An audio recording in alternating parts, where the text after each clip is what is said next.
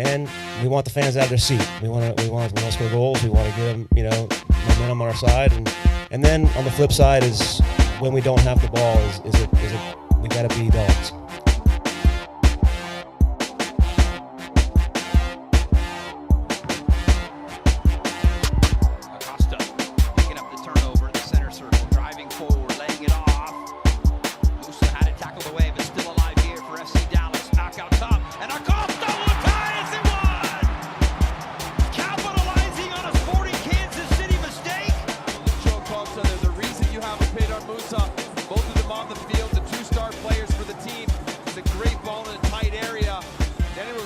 Comes over to make a good play, but somehow Musa's able to beat 3-4 players to allow for the play to build up and the angle to set up to Acosta, and he slots that home. A quality player like Lucho Acosta's not going to miss from that close. Doesn't require a ton of pace. And hey there, we are live. Welcome to Afterburn Soccer Show. My name is Nathan Hill. I'm your host. You can follow me on Twitter, on X at Afterburn Soccer. Also you can find me over on Blue Sky, on the Sunny Sky app, whatever that is. And we're joined tonight on this unusual Thursday night, since we usually do the show on Monday nights at this time. But we're joined tonight by Jose Carmona. You can follow him at El Chico Carmona. Welcome, Jose. What's up, everybody? Good, and we'll be joined in a few minutes by Colin Couvert, our good buddy. He may just be audio only, but we'll get his perspective and his take on a real busy weekend for FC Dallas, for North Texas Soccer Club, and really a busy week for this club, which we'll get to. We'll hear a little bit too. Hey, there's our buddy Hoach there. Hotch. Hooch is fine with me. By Hoach. My brother, so that's why I always say Hoach, but it's probably Hotch. But yeah, Jose's eating some dinner there, getting some fuel for the journey. Yep, of course.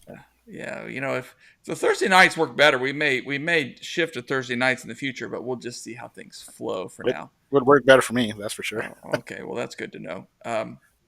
That's good. Well, let's get right into it with a home win for FC Dallas, and unfortunately, those have been in short supply as we started this 2025 season, as two previous home games saw FC Dallas lose to Vancouver and Chicago, who are both solid teams. So maybe you don't panic quite so much seeing what both teams have done since those games. But what's been weird about this team is they won on the road, 2 games and a draw on the road. And so you expect this has got to even out. And so sure enough, FC Dallas was able to come from behind, defeat visiting Sporting Kansas City 2-1 at home, but still a game that offers us some complex pictures of how good this team is, or where this team is going to be coming the end of the season. Because yes, we got the win. You got the win at home.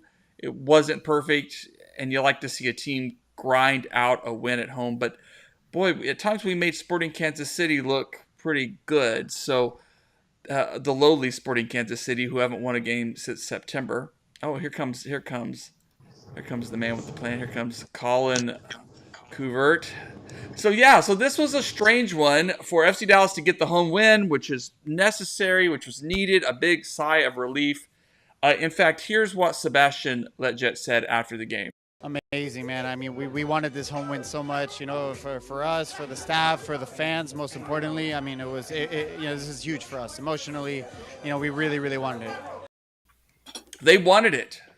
As Sebastian said, they wanted this win at home. They got it, but 40% possession at home. But let's just start with the positives before we get to that. So, Jose, we'll start with you. What were your positives from this home win against Sporting Kansas City? Well, the win, of course, the primary thing. The second thing that I was very happy about was seeing Noah Norris get his first start at left back. I also like the fact that this is the first time, even though yes, we made Sporting Kansas City look good, this is the first time where we saw mostly defensive substitutes come in, and that's good. That's what this team's been missing, is they're still a little thin on defense, especially off the bench. So it's nice to see some defensive subs come in to help seal the win. Colin, what were your reactions to this home win? What are the positives that you take away? So for me, it's got to be that the team is able to solidify the win. What they failed to do last two times at home. I remember last pod me talking about them being like, "Hey, look, like worst case scenario, you gotta secure this win. You gotta get it done." And Quill did that, and they did that. Was it pretty that second half? No. I think we had one shot that whole second half. Possession was not great, but we got the job done. Now that we've got the job done and shown that we can do it and get 3 points at home, now it's how you build on that and how do you get more possession at home with this very bulldog, very quick passing, very move quick style of play that Quill is implementing. How do you keep possession and do that more often while also keeping that style of play going? They try to keep possession more than anything else, and that is what what kind of killed them against Chicago and oh man, my lord, the in the other home game. That's what killed them. So having only one shot in the second half wasn't great, but I mean, what I take away is that we got the job done. We got the 3 points at home, and I know that Noah Norris did get his first start, and with Farfan's injury, it looks like he's probably going to get that starting job for a couple months, and I'm happy for him as well. So yeah, that's what I'm taking away from that home win. Well, yeah, I mean, I just think with the way the past two home games going, and of course, Sporting Kansas City took the lead, and then FC Dallas was able to respond. But for a moment there, after the victory, the road victory against Real Salt Lake, we were sort of like, hey, all right, they've turned the page. It's clear they haven't. It's clear they've got issues to work on. And I mean, and you look at these stats that were showing from the game, 40% possession, 8 shots, 2 on goal, two goals for FC Dallas, giving up 5 shots in goal, 13 shots, just not maybe, 78% passing accuracy. And granted, I think FC Dallas at this stage in their tactical setup, they don't mind kind of playing on the counter. In fact, there's some ways that might, bode well for their lineup, for the way they want to play Lucho and Musa and Farrington and some of these other guys. But still, you're at home. You give up 7 corners. You only get 2. I mean, there's just a lot that you say, we don't want this to be, a trend.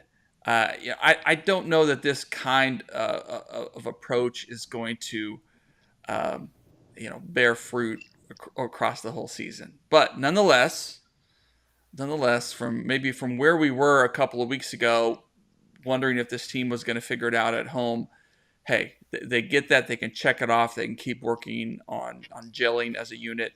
And, Leo Chu got a goal. I don't think we were very happy with his overall performance. Here's a question from our buddy Hodge there. Give me the truth, Dad. Is this team below average? So let's start with his question. Statistically, from where we are, I mean, I know schedule, points-wise, we're actually in a really good place. 10 points at this, but yeah, the stats, the numbers beneath it are not so super encouraging for this team. So, Colin, I mean, is this team below average right now? Is it still this work in progress that we just need to wait and see how things shake out? I think this team at the moment it's bang average. Like, you could make an argument that it's a little above average or a little below average. Like you were saying, the underlying numbers and the stats don't look great, which would make it look below average. But this is a team that has not lost on the road. This is a team that has not dropped any points available on the road. Yes, a draw. I don't consider draws dropped points on the road. Any point is a point on the road. This is a team that you look at that, away record, and you're like, that it's one of the best of the league so far. And if we can keep that up, that's going to keep us in our. I think we're in fifth to seventh, somewhere in there right now in the West right now. That's going to keep us there, which is playoffs. which Dan Hunt and Eric said at the beginning of the season, like this season is to get back into the playoffs and fight in the playoffs, which is what this team's goal is. So if that's the goal, and we're doing everything we need to get there, that's bang on average for me, and that's actually a successful season compared to how we were last season. We're playing a lot better this season as well as a unit, and I don't see how you can say this team is a little below average. If anything, it's bang average. The results, we're getting the results. Stats aren't looking great. A little inconsistency, but it's still early on in the season. It's still hard to tell. But a good third of the way through the season, maybe even half, would be a better time to answer this. But I'm going to go with we're straight average. I think we'll finish like sixth or seventh in the West. All right, Jose, you want to add to that? Well, I agree. I agree that we're average, but let me point out that when 18 teams in this league make the playoffs, average means you're a playoff team, and this team right now is a playoff team. The question is where, and that's yet to be determined. What we have to go by, hey, we beat two of the worst teams in the league. We lost to two of the better teams in the league, and we beat a 10-man team and drew one of the better teams in the league. So, I mean, this team is beating the teams it has to beat. It just has to figure out how to beat the teams ahead of them. And it's still early in the season. I mean, it's we've seen enough to know that our attack can get us goals. And mind you, I like to see this formation when Julio comes back and starts. I guarantee you it's going to look a whole lot better. Also, the defensive shape looks better. The reaction time looks better. And if you're a team that really has no real interest in maintaining position, which this team hasn't shown they're going to do, it's not a big thing for them. They want to basically turn you over quickly and strike quickly, and that means taking chances and turning the ball on the opponent's side of the field. I'm okay with that. As long as the turnovers are coming on the opponent's side of the field and not our side of the field, I have no problem with this team not being a possession team. I'm pretty excited with what's going on. There's reinforcements on the way once several people get healthy, and we still got mid-season to add more players if need be. So I'm pretty happy. I think this is currently an average team, but I think it has upside, and I think that's all we want to see. Is this team has major upside. Yeah, we know that FC Dallas, or at least the word is that FC Dallas is going to be targeting another center back come summer transfer window. So that gives them potential, because one of the bright spots definitely of this season so far has been Urhoghide, Osaze Urhoghide. Just a wonderful, a quality signing that we haven't had for a while on the back line. Shaq Moore, I think, it's wild that he's a fringe national team guy and has been for a bit, maybe because of just a lack of depth in that position at the national team level. But, he's an active professional player, but we haven't seen, I think, him quite click just as we wanted to. Nolan's going to get a look, which I'm just really excited about.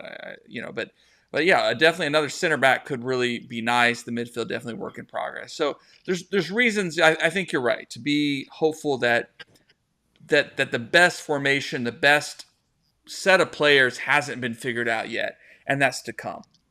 Given time, get Anderson back, Julio back on the field, get some of these guys more, and really Leo Chu. If you grab the starting spot, get consistent, take this opportunity. If not, someone else, please step up. There's opportunity here on this team to really get things clicking. So reasons to be positive, but let's step back to let's look at the bigger positive picture. I mean, yeah, we talked about this team getting that home win, but how does it feel to be a fan of a team, to follow a team that gets your opponent's longtime head coach fired? How does that feel, guys? Sporting Kansas City announced on Monday that Pete Vermees, longtime Sporting Kansas City coach, gosh, he's been there 13 years. and will be a Hall of Fame kind of guy. You know, certainly has gone through some iterations of this league, has seen some changes, but I'm tired of seeing that guy on the sidelines. As much as I respect him and the results he's gotten, but and the players he's helped develop, but like, how satisfying it is, Jose. How satisfying was that announcement that SKC? Very satisfying. Excuse me. Very satisfying. I mean, get all choked up thinking about it. Anyway, we talked about it being a possibility last week that we thought, hey, if we beat them convincingly, and I think it's even better that the team, being FC Dallas, didn't play great, got a victory, and got him fired, and maybe that's the sign of their team thinking that they were going to come into Dallas and get a W. Maybe that's what they were talking about. Said, hey, Dallas is struggling at home. They haven't won. We should, and maybe that's the way they were viewing it. So they saw any loss. It makes me happy to know that any loss would have gotten them fired, not just a convincing loss, which is what we were all hoping for. But yes, c'est la vie, man. Colin, Man, it felt great. After all the Open Cup slander for the past 2 years, I think we've gone out to them in Open Cup. Just the amount of whining he does on the sideline, man. Like hearing him a couple of games on the sideline, man, it feels good. Again, respect the man for what he's done in Kansas City, and respect the man for what he's done as a coach. But you got to ask yourself. I think what the front office in Kansas City was asking themselves is what everyone knows, because Kansas City is usually a place that's filled, game in, game out. Doesn't matter who they're playing, when they're playing, the stadium is filled. It's been half capacity since September last year when they started kind of sliding off, and when you haven't won a game in 150 plus days or something like that, something crazy, you gotta fix it quick.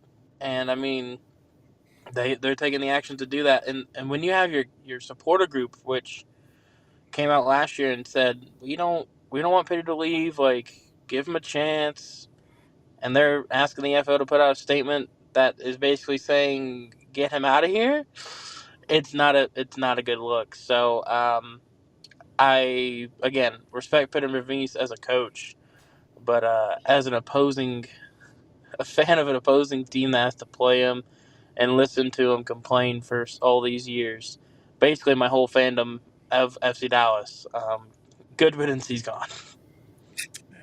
Gosh, a competitor. We can say all that nice stuff, but gosh, it was a satisfying moment because really, after the game, I think Vermees said, he told their media that, he felt like the team played better, one of their better games of the season, and maybe you can make that case, but it was still it was a road loss, a team where you outshot your opponent and you lost and all that stuff. So it's the way those stats, we look at them from the FC Dallas perspective and we're like, man, wish we had more possession, wish we had more shots, more corners, all that kind of stuff. But from the Sporting Kansas City, you're like, wait a minute, you had more shots, more corners, more possession, and you still couldn't get the job done. Yeah, it really worked against him in the end. And, it's just strange times. Will be interesting to see how they go forward. Maybe they'll look at a former FC Dallas guy like Peter Luxon or something, but we'll cross that bridge when we get there. But nonetheless, added a little extra, a cherry on top of that home win. Let's go and shift. We're going to come back to FC Dallas in just a moment, but shift over to North Texas. North Texas had a pretty forgettable weekend. They welcomed Sporting Kansas City 2. We're up at 1.3-1, and then gave up 2 goals. Went into shootout, kind of lost momentum, and lost the ensuing penalty shootout. So just a point for them, while Sporting Kansas City got 2 points to take away. Not the result they wanted to be in that position. Definitely one where John Gall, head coach of North Texas, kept the team in the locker room a little bit longer than usual after the match to let them know perhaps his perspective on those drop points. But that said, there were still some positives from this one. Tariq Scott got a brace, really good performance from him. And even in the penalty shootout, JT Harms, one of the new signings, a decent enough showing. He saved a few penalty shots. You know, it was a good experience for him. It just shows that this team is still very much a work in progress after almost a complete roster turnover. Not too dissimilar from our senior team. So, any thoughts on this result that we want to add, Colin? We'll start with you, then Jose. Like you said, it's a positive for Tariq Scott. Looking at the senior roster, we thought maybe coming into the season that he would get maybe some minutes off the bench with the first team, and with how the first team's set up and the acquisitions, I don't see him getting time. So it's good that he's at least getting time somewhere with North Texas. It's good momentum to get that first career brace as well. A lot of teams and a lot of young players, when they get that for their pro contracts or their first pro teams, they it kind of unlocks that confidence for them that they can do it. So it's one of those things where it's great for him. For me as a defender, the defense has to get better. Again, with these young teams and turnover, like you can kind of you can get away with uh, pulling the strings during games with your offense and your midfield shape, but that defensive shape has to be solid for 90 minutes, and that is going to be one of the hardest things to do and to coach. Is okay, we got all these different defenders, different backgrounds, different like styles of play growing up. Now, how do we gel them into like the system we want to run that's best for everybody, while also playing to their strengths? And that's one of the toughest things as a coach. That's one of the toughest things as a club as well, is because you want to instill your identity, but you also want to instill the positives for your players and those types of things. So it's one of those things you kind of just gotta roll with the punches. Again, I've been saying these past 2 weeks, like the team is raw, the team is super young, and it's going to be a bit of growing pains. And this is one of those moments where you look back and you're like, yeah, we're up 3-1. We need to solidify that game, get the 3 points, and move on with our season. And we end up dropping points, dropping 2 points. So it's one of those things, you look back and you're like, dang, we should have done better, but you just got to move on and keep going. Jose, any thoughts from this result for North Texas Soccer Club? Yeah, I think it shows something that I've been suspecting early on in the season, and that's simply a lack of depth. The big story for me I was not surprised that they allowed 3 goals. I mean, they started a defensive mid at center back because of injuries and whatnot, and then Sarver had to start at defensive midfielder, and that's not his position. So you had at least 2 kids that were, due to lack of depth, being forced to start out of place, basically missing, messing up the defensive rotation. In all honesty, and and you see the result is the team going out and signing more players, because that's frankly what needed to be. If they're not getting enough players coming down from FC Dallas to fill that depth, then those signings are a necessity. And I'm really impressed with the kid they signed from the Scottish Premier League. Sure, he played for a team that's getting demoted, but still something like 18 starts in the Scottish Premiership, and that's not including cup appearances and whatnot. And before that, he had 69 starts in the Ghanaian Premier League, and this kid's 19. So that's an amazing ad for a team at that level. And then I know you were saying good things about our goalkeeper, but they signed an academy They did. goalkeeper. But that should tell you that maybe they're not so happy about the goalkeeping play at the moment, and or just send messages that say, hey, you need to up your. But no, I'm satisfied. I mean, I think the signings shows that the team is still working on improving, and we haven't seen the final iteration of this team yet. They're still finding its place, still adding players, and there's rumors that there's a couple more signings in the works. Um, academy players being signed to professional contracts. There should be some more announcements coming. So yeah, I'm okay. I'm not happy that they had to settle for 1 point, but I understand why that was, and I'm happy to see them addressing that. Yeah. So this week, North Texas announced the signing of Academy goalkeeper Nico Montoya. So expect him to push JT, to make that a competition. And yeah, I hope my comments of because I like what I see from JT. I think he's let down a bit by his back line right now and stuff, but still obviously a work in progress. There's obviously, which is a good sign for MLS Next Pro when there is a jump from college. There's a transition from college to this kind of professional environment. I think that's a good thing to throw JT in to see if someone is. By the way, Aaron Essel, the signing other from St. Johnstone yep, FC is an interesting, intriguing kind of signing. defensive midfielder, and he captains the Ghanaian U23 squad. So a So the solid kind of for a signing 19-year-old. yeah, Great. kind of signing that FC Dallas. Yeah, the kind of signing that you would hope. Yeah, they've been looking for those kind of diamonds in the rough. I also think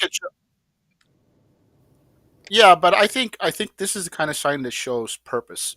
You're not bringing an obscure player that was an academy player for another team like in the past we saw.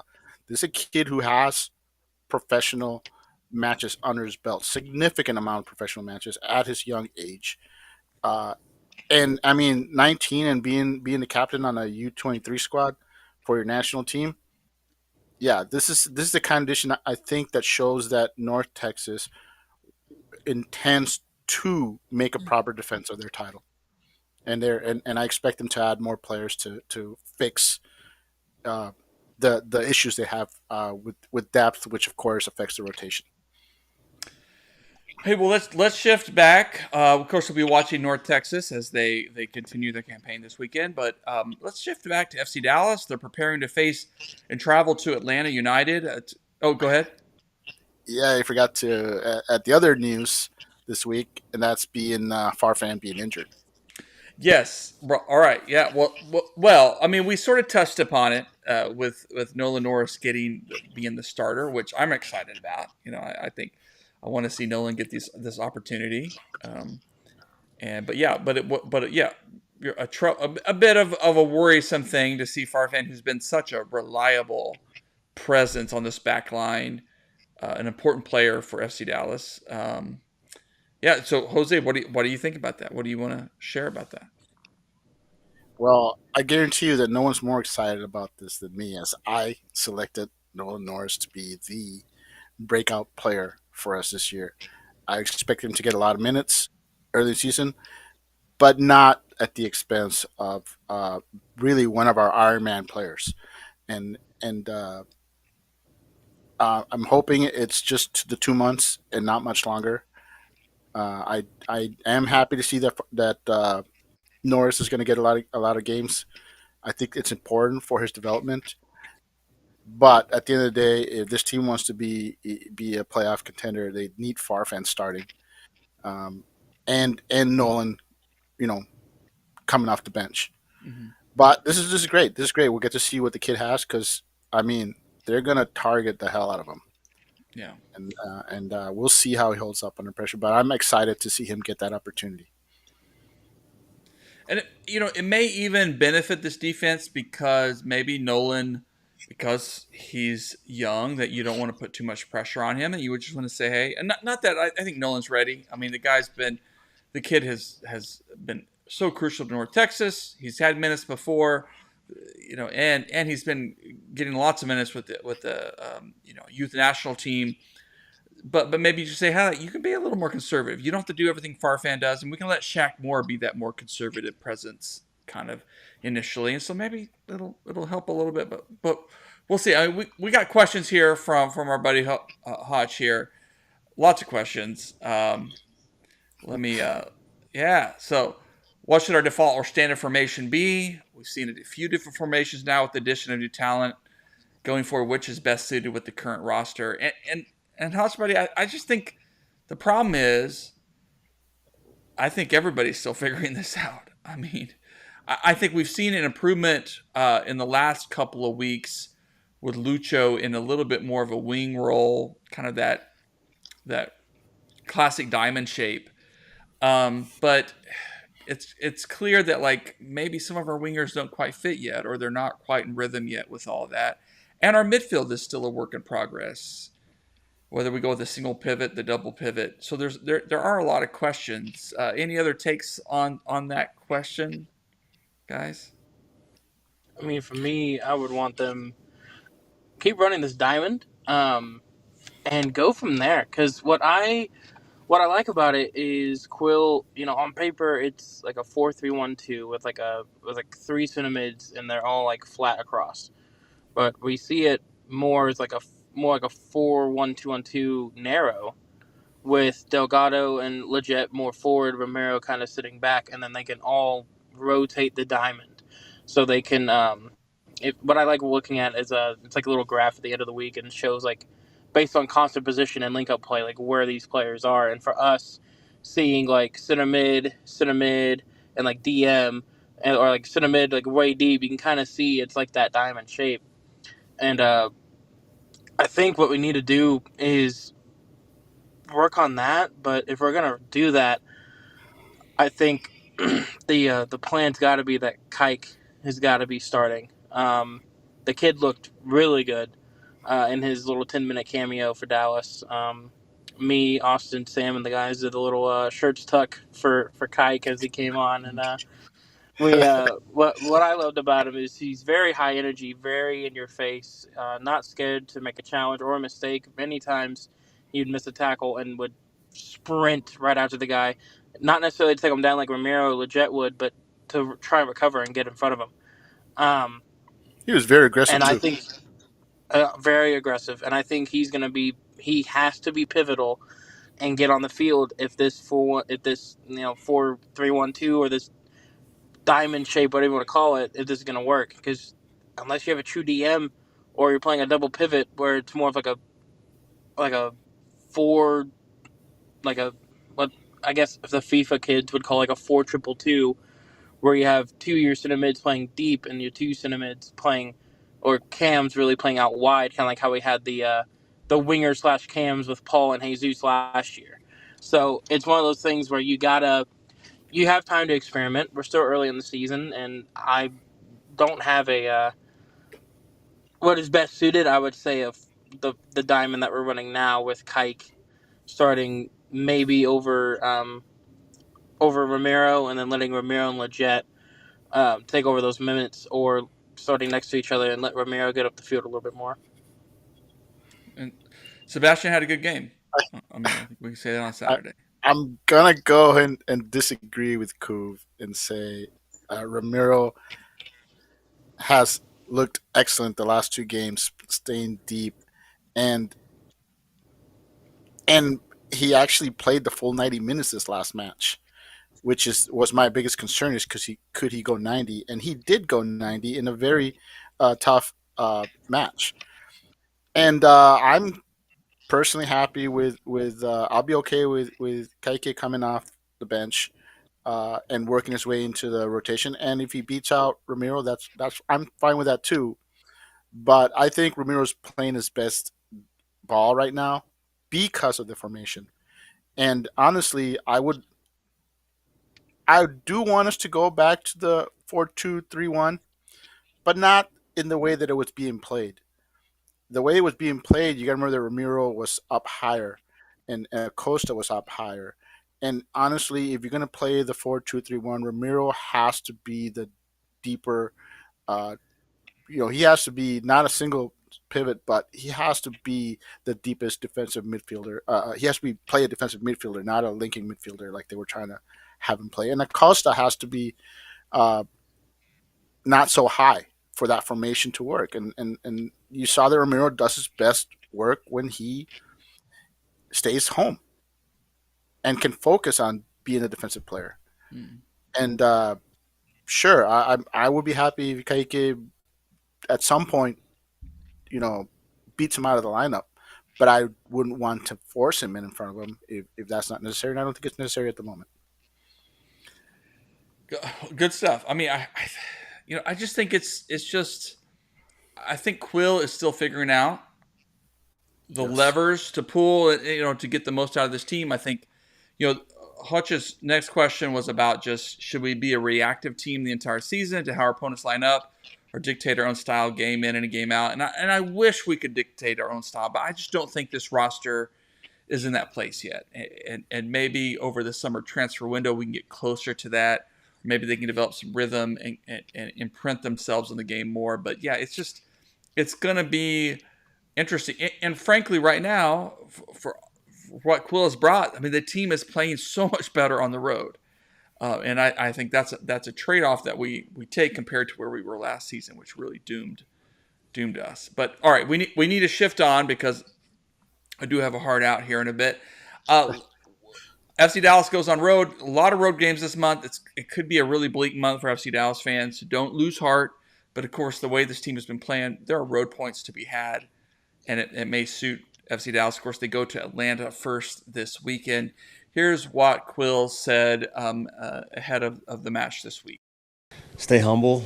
Know that every game matters, especially now going on the road, and at least we have some things to reflect upon in our last few road trips that are really positive. So I think we have a good mindset, a good psychology on the road right now. But this is a really tough opponent in their home, which is huge crowd. So there's a lot of elements that we haven't probably seen yet, and we've just got to stay together and stay aggressive, stay with the mentality that we're not going there to exist, and we're not going there to for a point. We're going there for 3. So let's do some predictions as FC Dallas travels down to Atlanta, to Georgia, where there's some good barbecue too down that way. What are we thinking? This is one of those Eastern Conference games where it's just sort of like bonus points. If you lose, it's disappointing, but it's not something that you maybe go, you stay up all night about it come into the season. But you get a point, it's bonus. You get 3 points. And Atlanta is a talented team. They have a lot of good pieces. It's not quite come together yet. I think for them this season, there's been some disappointment. So definitely a work in progress for them, just like FC Dallas. But I think that means that there are opportunities here for FC Dallas to at least come away with something from this match. So I'm going with a 2-2 draw. I just feel like FC Dallas is going to play the counter. They're going to find a couple of goals. Logan Farrington, Musa, maybe getting something going. But I think this defense is going to also give us something from that end. So what are your predictions for this weekend, Jose? I will actually take a 2-1 victory for FC Dallas. And I'll tell you why. Atlanta, for all the talent that they've shown, their defense is actually worse than FC Dallas's defense. They've allowed 10 goals compared to FC Dallas's 9, and they've only scored two additional goals over FC Dallas. Furthermore, they've yet to beat a team that would be considered, in a playoff position. Their 2 wins were against teams that were 10th or worse, and that's just 2 wins.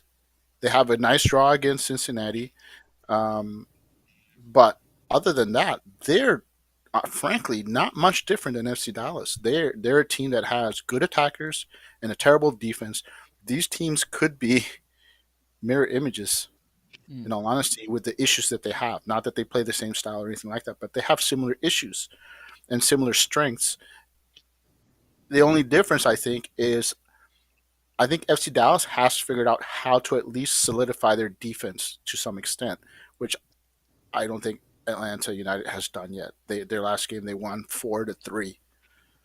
So yes, Atlanta still has defensive issues. Dallas' defense is not much better than Atlanta's, but at least they're starting to show that their defense is showing improvement, and I think that'll be the difference. I think this will be a very, very, very what do you call it? I'll be chomping on my nails throughout the whole match. Is what I'm getting at, because there's going to be a lot of turnovers going both ways. it's going to be a lot of action, but I think at the end it's going to be a late match winner for FC Dallas to steal 3 points on the road. Colin? Man, I don't want to be a Debbie Downer, but I'm leaning. I mean, I'm leaning towards a loss, but again, that Hodge reading my mind here because I'm not able to see chat on my phone. But we haven't lost to Atlanta in league play.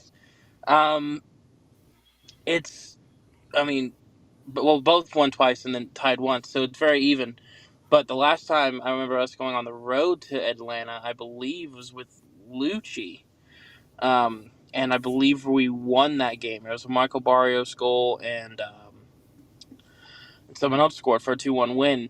And Atlanta was way better than us back then.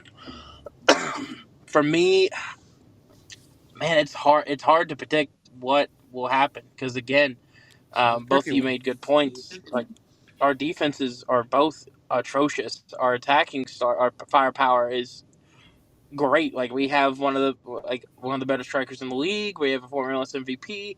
They have one of the better strikers in the league. A former MLS MVP. Like they've shelled out almost $60 million in transfers these past 2 years. Like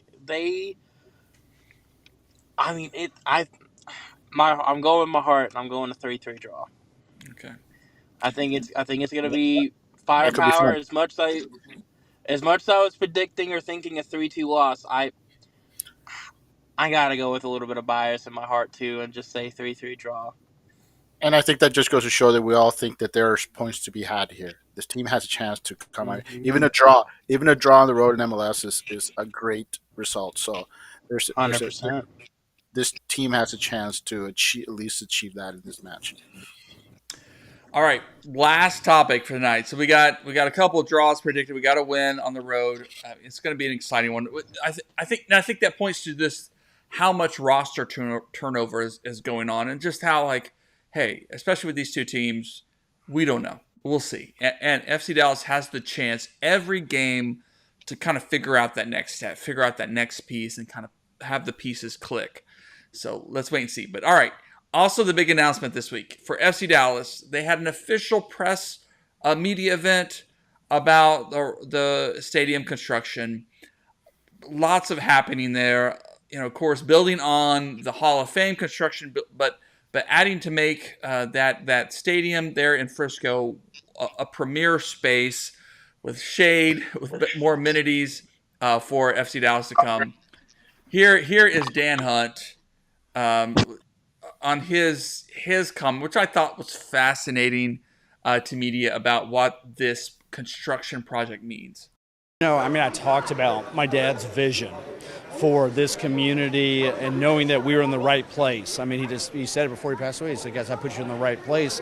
And he was right. The vision, the leadership, the opportunity to build a facility like this when Major League Soccer was struggling, but also the foresight to have the field complex behind us. And if you look at all the talents it's produced, but then to work with the school district and work with the different, economic development corps and CDCs, it's really just been such an amazing blessing. And this day it's another day in this gigantic journey that we're here. It's been a 20-plus year journey already. And I talked about it, and it's not about the next 20, it's about the next 100. We're very long-term in what we do, and we're here to grow the game of soccer. And part of our commitment of doing that is building what I think will be the finest soccer-specific stadium in the entire world. You heard it there, folks. 100-year vision, which ambitious from Dan Hunt, rocking the beard. Good old Mr. Hunt. I hope I get to connect with them at a future game and chat with them a little bit about that, because I appreciate the ambition. But Colin, I'm gonna start with you. Of the three of us here, you spend much more time in Frisco than we do. What have you seen from the construction so far, and what gives you hope about the plans to come? Even as you drive, please stay safe. I am 100%. So, Frisco itself and the plans for the construction, it is growing. And we've been told Main Street's gonna grow and stuff on the stadium's gonna come in, and yeah, there's been like one or two things that have gone on like this trip away from the stadium and not really anything else. And seeing the construction that they've made and the plans and everything, I can now see why nothing's come in, because they've been wanting the space for the businesses, the business buildings they're building, and there's been like a little farmers market across the street. The possible thing we talked about at a meeting a couple years ago is, kind of like a Texas Live style thing going like right next to the stadium. Um, and it's always been what is not only good for the community but also for the club and for the city of Frisco. It's never been a focus on the team, and it's never been a focus on the city only. It's honestly a really good partnership you don't see with a lot of people, with a lot of towns and their professional clubs and stuff. So that's really nice and heartening to see. With the construction, I'm super excited to see how this game is going to turn out. We all know how renderings can get changed with the final product and everything. So will it look the exact same? I mean, I'm hoping so. If so, it'll look absolutely amazing and beautiful and sick. But I think the big comment, like you were saying, that sticks out to me is, it's no longer like what's the next like 5, 10, 20 years. It's the next 100. When you look at these clubs like overseas, like you look at these clubs like Arsenal, Bayern, like Madrid, Barcelona, like how many of these clubs like have not only moved stadiums and built new ones, but how many of these clubs are making renovations to their stadiums, making them better, making them bigger, adding things to their cities around the stadiums, Right. And soccer is only going to grow. I mean, I've grown up. Wichita Falls has been a very soccer-heavy town for the high schools and areas around. So I've grown up in a soccer city. It's one of the things where that really brings community together. So seeing that go to like a bigger city like Frisco and the DFW area, we've developed so much talent in 20 years. What's to say, or in 30 years? What's to say we're not going to grow more in the next 30 or 100? So I'm really excited to see what I'm going to see in my lifetime, and hopefully what my kids see, what we'll see in their lifetime. It just continues to grow and grow, um, and I agree. Like I think the stadium renovation is going to be huge. It's going to be great for the city of Frisco as well, and for the club. But it's going to be also a good, lay down a path for the future generations as well. Well, good stuff. I mean, unfortunately, we don't get much time. I have my heart out tonight, guys.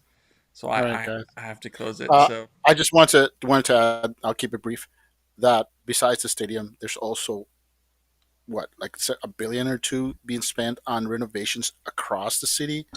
I mean, there's some serious construction going on, not just in the stadium, but in Frisco. A sign that place is blowing up, and good to see the team blowing up with it too.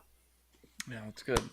Well, let's leave it there, guys. Jose, Colin, drive safe. Jose, Good night. good to see you. Enjoy.